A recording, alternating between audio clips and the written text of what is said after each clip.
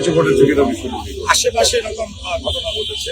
আশপাশে ঘটেছে এইখানে আমি ভাইয়া, আপনার কাছে জানতে চাই আসলে কতটুকু নিরাপদ মনে করছেন? এখানে তো আপনার একেবারেই না, কারণ মানে এটা প্রত্যেকে জানে যে এখানে আসলে আমরা মিডিয়ার মানে এটাকে মিডিয়ার গলি পরিচিতি পেয়েছে। মুক্তিযুদ্ধ একদিক দিয়ে মুক্তিযুদ্ধ সংসদ, আরেক দিক দিয়ে মিডিয়া, এটা মিডিয়া গলি বলে, কারণ মিডিয়া সবাই এখানে মানে ডিরেক্টর বলেন, অভিনয় শিল্পী বলেন, সবাই এখানে নিয়মিত আড্ডা দেয় এবং মোটামুটি রাত 12টা পর্যন্ত এখানে থাকে মিডিয়ার লোক, এই জায়গাতেই থাকে সবাই।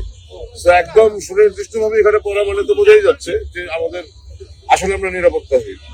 মানে একের পর এক তো মানে এতদিন আমরা দেখেছি গানের স্টেজ ভাঙছে, উদিচি পুরায় দিল, ওটারই ধারাবাহিকতা এখন হচ্ছে অভিনয় শিল্পী করে পড়ে আসছে। কারণ আমার ধারণা যে আমাদের উপরে কোনো একটা আক্রমণ হলে সুবিধা কি চোখের পলকে এটা মানে আরো বেশি আর কি মানুষ জানবে, হয়তো এটাই ওদের উদ্দেশ্য।